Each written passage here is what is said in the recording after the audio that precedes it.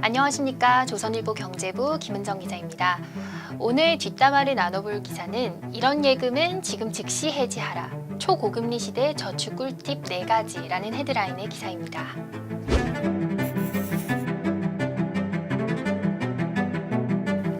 작년 8월 이후부터 한국은행이 기준금리를 꾸준히 올렸고 또 최근에는 한 번에 0.5%포인트를 올리는 빅스텝을 2번이나 밟게 되면서 시중은행의 예적금 금리가 큰 폭으로 올랐습니다.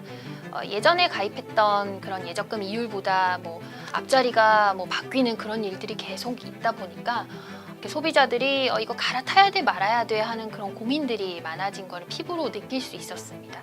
저도 주변에서 이런 경우에는 유지하는 게 좋으냐 깨는 게 좋으냐라는 질문들을 여러 번 받았거든요.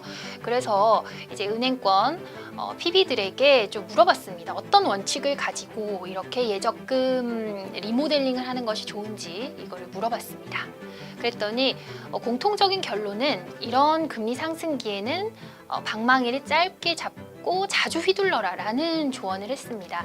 이 말은 예금 만기를 짧게 가져가서 최대한 자주 이렇게 만기가 도래하도록 해서 금리 인상으로 인한 피해를 최소화하라는 그런 의견들이었습니다. 일단 만기는 짧게 가져가라고들 합니다. 왜냐하면 요즘 거의 매달 한국은행이 기준금리를 올리고 있기 때문에 정말 자고 나면 또 고금리 상품이 나오고 있는 실정입니다. 그렇다 보니까 만기를 길게 가져가기보다는 1개월, 3개월, 6개월 이런 식으로 좀 짧게 가져가서 그 이후에 금리가 더 올랐을 때에는 또 새 상품에 가입할 수 있도록 그렇게 여지를 마련해 두라는 조언들을 많이 했습니다. 요즘에는 좀 금리 매력도 커졌습니다. 사실 장기 예금일수록 예금이 올라가는 게 보통이었는데 요즘에는 단기 예금 금리가 장기보다 더 높은 역전 현상도 일어났습니다. 1년 예금이 2, 3년짜리 예금보다 훨씬 금리가 높아진 것을 볼 수 있는데요. 그거는 이제 은행들이 금리 인상이 언제까지 계속될 거라고 보지 않고 앞으로 내려갈 수도 있다고 예상을 하다 보니 이렇게 장기 예금에 고금리를 적용하지 않는 것입니다. 그래서 충분히 1년짜리, 6개월, 3개월짜리를 가입하더라도 충분히 고금리 혜택도 누리실 수가 있습니다. 두 번째 원칙은 목돈을 한 번에 넣지 말고 좀 나눠서 분산 예치하라는 말들을 합니다. 여윳돈을 몽땅 한 개의 정기예금에 몰아넣기보다는 조금 몇 가지 상품에 나눠서 분산 예치하라는 조언들을 많이 했습니다.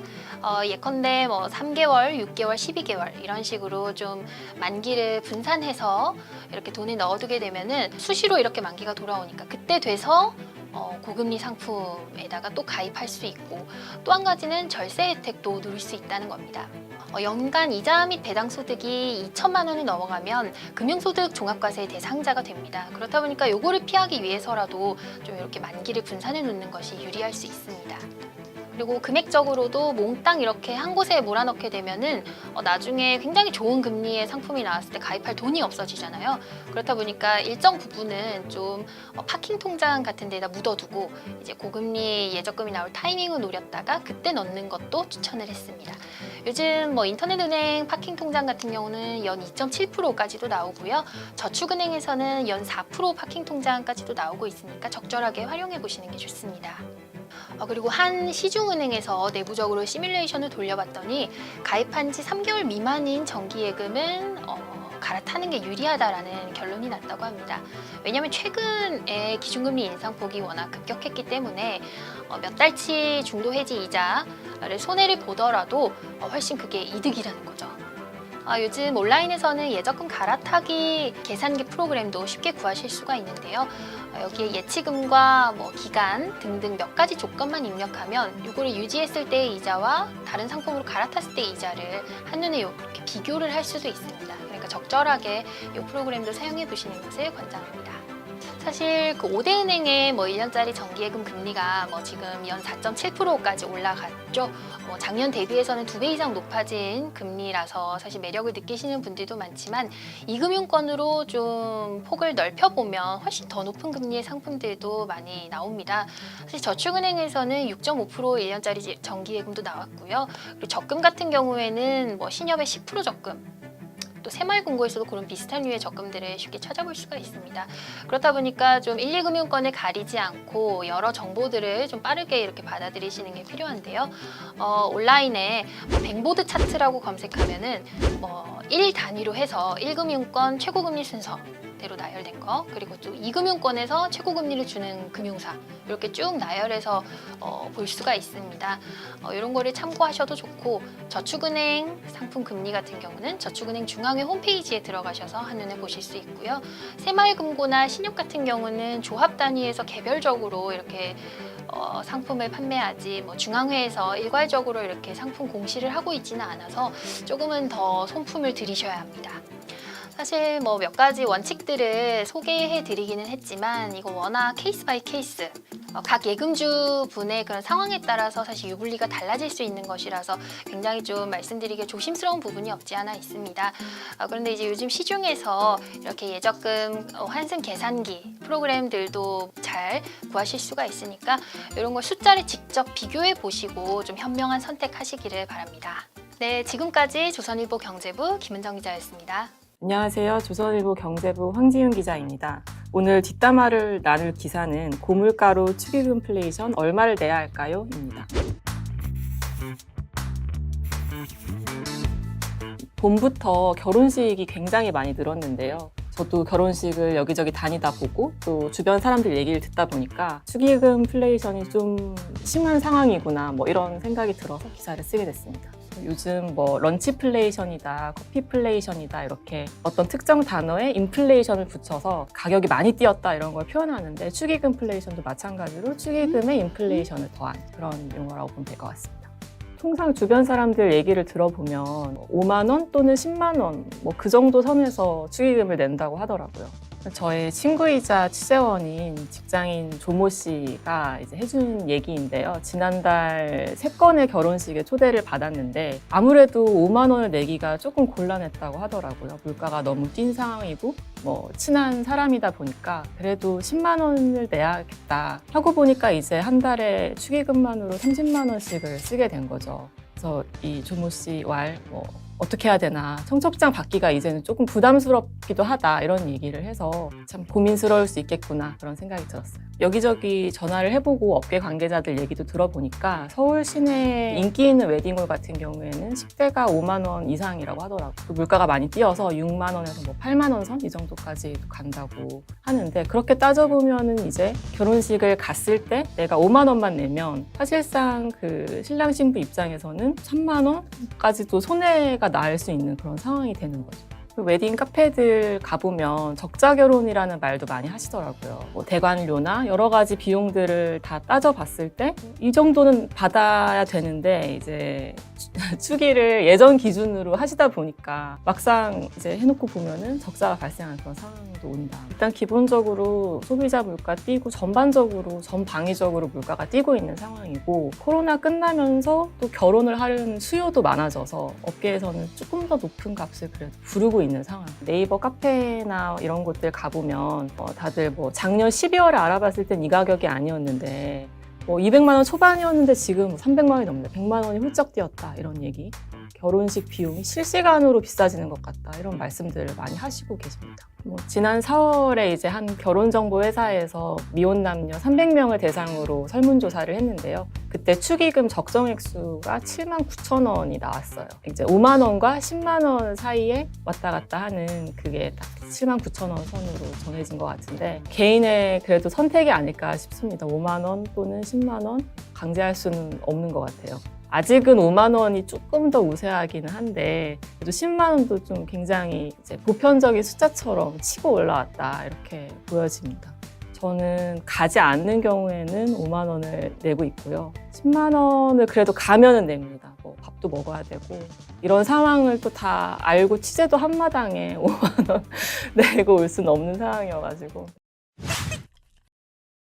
사실 물가가 워낙 가파르게 빠른 시간 안에 뛰다 보니까 그 상승분이 어느 정도인지 잘 막상 축의금을 낼 때는 얼마를 내야 될지 잘 모르는 경우들도 있는 것 같아요.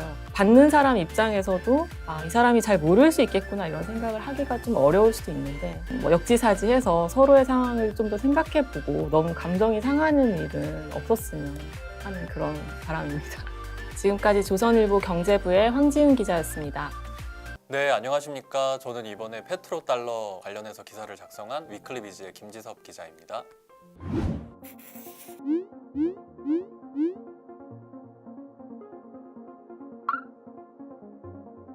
네, 이제 페트로달러라는 표현을 처음 들어보시는 분들도 많으실 텐데요. 일단 페트로라는 말은 이제 페트롤리엄의 이제 약자인데요. 석유를 뜻하고요. 우리나라는 산유국이 아니니까 외국에서 기름을 사와야 되잖아요. 중동에서도 사올 수 있고 그런 나라들에서 원유를 들여와야 되는데 그때 지불하는 돈이 달러다라는 뜻입니다. 우리가 일반적으로 국제 무역 거래를 하는 데 있어서 서로가 합의만 하면 어떤 통화로 거래를 하든 상관은 없는 건데 보통은 달러로 거래를 하고요. 페트로달러라는 거는 특히나 원유를 거래하는 데 있어서는 달러라는 통화의 가치가 거의 절대적이다. 그러니까 원유를 사고 팔 때는 꼭 달러로만 거래를 한다라는 어떤 국제적인 관습이나 원칙 같은 게 있어요. 그러니까 거의 다른 통화로는 시도를 하는 것 자체가 아예 금지되어 있는 것 같은 분위기랄까요? 이제 원유를 달러로만 구입을 했다. 그거를 설명을 하려면 역사 썰을 좀 풀어드려야 될 수밖에 없는데 예전에 그러니까 지금처럼 막 세계화돼 있지가 않고 전쟁도 일어나서 막 서로 나라를 막 침략하고 막 이런 시대에는요. 그런 지폐의 가치가 되게 불안정했어요. 예를 들어 프랑스가 가지고 있는 프랑이라는 통화가 있는데 그 나라가 망해버렸다 어느 순간에. 그럼 그건 종이 쪼가리가 돼버리거든요. 그러다 보니까 이 지폐가 가지고 있는 가치가 물거품이 될 수도 있는.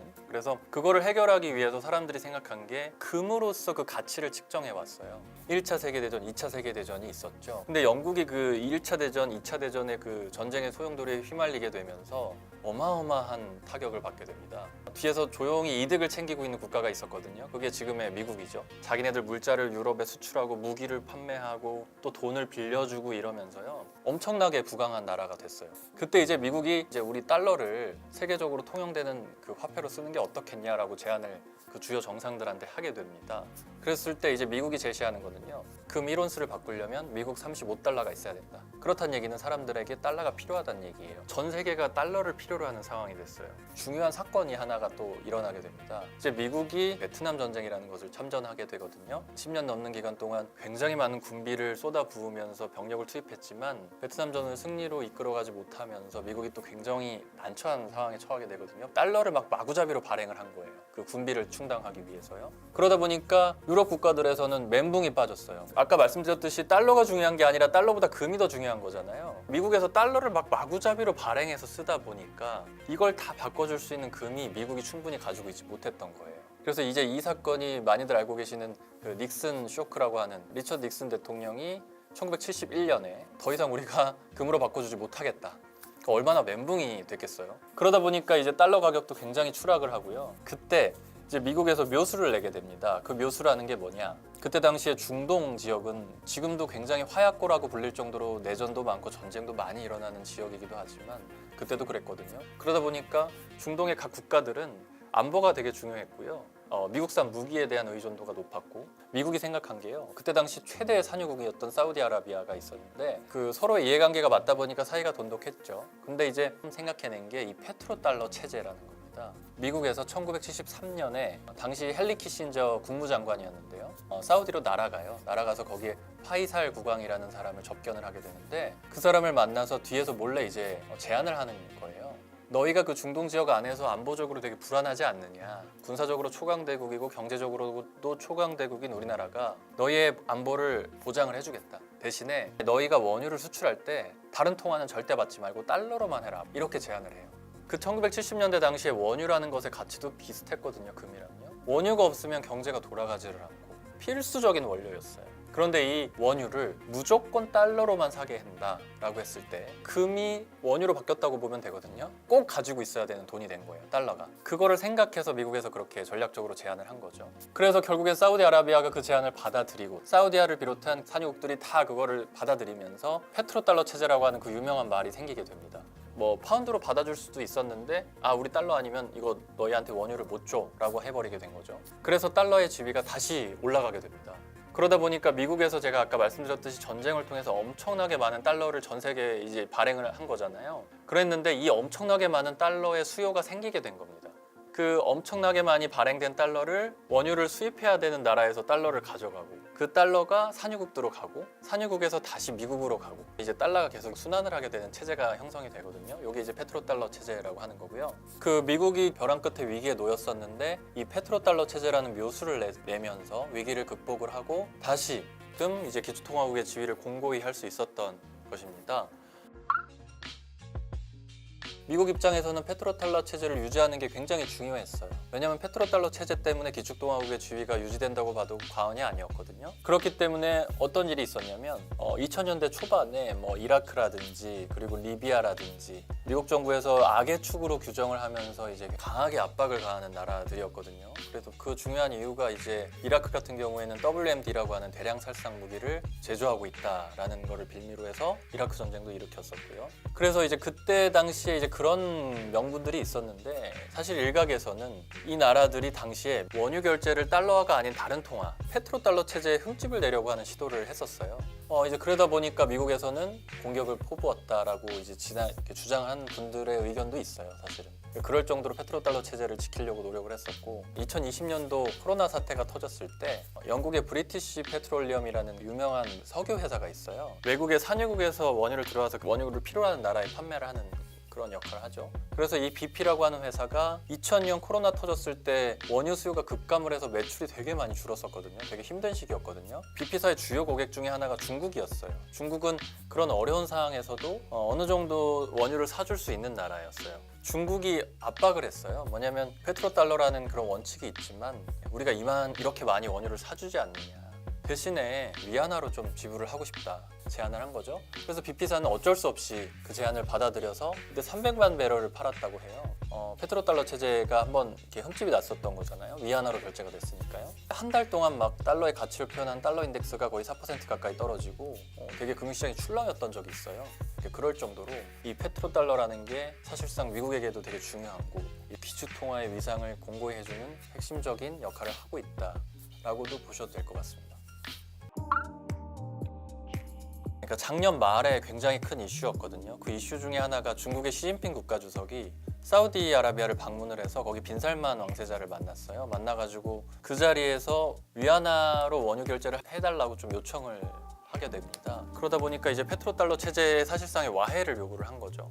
결론적으로는 당장 받아들이진 않았어요. 그런데 이제 이 사우디라는 나라가 사실 미국의 오랜 우방이었거든요. 근데 최근에 이제 미국에서도 셰일 유전이 개발이 되면서 미국에서도 막대한 양의 원유가 생산이 되게 됐거든요. 그러다 보니까 중동이 가지고 있는 미국 입장에서 봤을 때 전략적 중요성이 떨어지게 돼요. 그러다 보니까 사우디 입장에서는 미국이 살짝 한 발을 빼면서 좀 자기들을 소홀히 하게 되거든요. 그러다 보니까 안보 위협을 느끼게 돼요. 거기다가 사우디는 왕정 체제다 보니까 사실 당연히 반민주적인 국가거든요. 어떤 면에서는요. 카슈크지라고 하는 어떤 사우디에 살고 있지는 않은 사우디 출신 언론인인데 그 언론인이 지속적으로 사우디 체제에 대해서 비판적인 글을 실게 되거든요. 그러다 보니까 눈엣 가시 같은 존재였어요. 그 사우디 왕정에는요. 그런데 이 사람이 어느 순간 실종돼서 피살된 채 발견이 됩니다. 그래서 증거는 없었는데 바이든 행정부가 들어오면서 그거를 공식적으로 문제 제기를 합니다. 카슈크지 언론인 피살의 배후에는 사우디 왕정이 있다라고요. 그러다 보니까 사우디 입장에서는 굉장히 불쾌할 수밖에 없죠.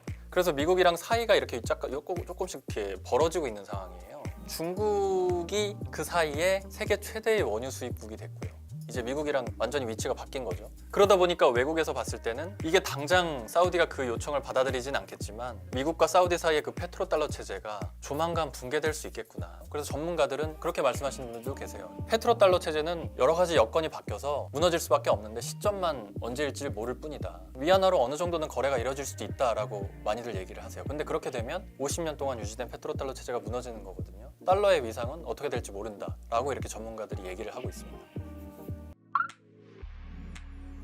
페트로달러 체제가 무너지면 그러면 달러화의 기축통화 지위가 무너지는 거냐 모두 많이들 궁금해하세요. 근데 전문가들은 사실상 기축통화국 지위까지 무너질 일은 그런 일이 벌어지긴 어려울 것이다 라고들 많이들 말씀을 하세요. 그러니까 여러 가지 이유가 있는데 원유가 예전만큼 중요한 원료가 아닌 시대가 돼버렸어요. 70년대의 원유가 가지는 가치랑 2020년대 원유가 가지는 가치는 어마어마한 차이가 있어요. 이 원유 화석연료 의존도만 봐도 당시보다 지금 전 세계적으로 봤을 때 한 10%포인트 정도 떨어졌거든요. 심지어 그 화석연료 의존도가 50%도 안 되는 나라까지 나오고 있어요. 그리고 이제 달러라는 게 결국에는 국제 거래에서 얼마나 통용되느냐. 그러니까 원유를 살 때만 달러를 쓰는 게 아니잖아요.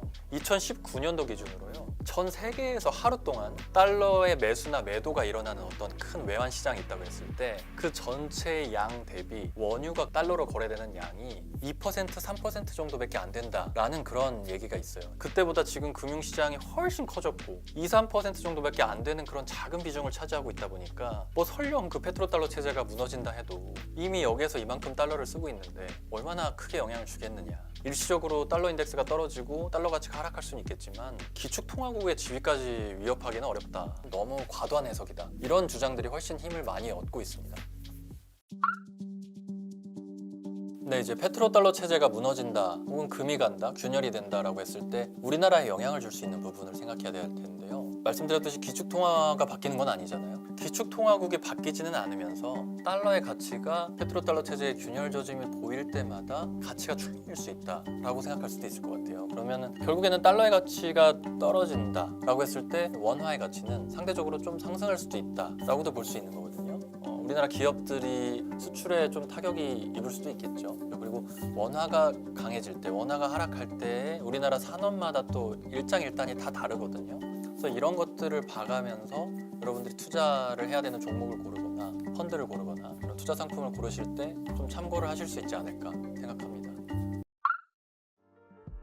예, 오늘은 페트로달러에 대해서 설명을 드렸는데요. 결국에 페트로달러라는 게 달러의 기축통화로서의 지위를 얘기하는 것이고 지금 그 페트로달러가 달러의 지위를 유지하는 데 꽤 큰 역할을 하고 있다. 설령 페트로달러가 좀 금이 가고 균열이 된다 해도 달러가 가지고 있는 기축통화로서의 지위가 한순간에 쓰러지지는 않을 것이다. 뭐 이런 얘기를 좀 길게 설명을 드렸습니다. 그래서 여러분도 그 사실상 화폐를 지배하는 나라가 사실 전 세계를 지배하는 거거든요. 그러다 보니까 중국도 계속해서 위안화의 국제화를 꾀하고 있는 거고요. 주요국들 간에 또 열강들 간의 통화를 가지고 서로 갈등을 빚는, 서로 신경전을 벌이는 그런 상황들을 페트로달러 체제라는 히스토리 속에서 좀 재미있는 포인트들을 발견해서 그런 뉴스가 나오셨을 때 좀 해석하실 수 있는, 그리고 또 재밌게 보실 수 있는 그런 상황을 만드셨으면 좋겠습니다. 지금까지 위클리비즈의 김지섭 기자였습니다.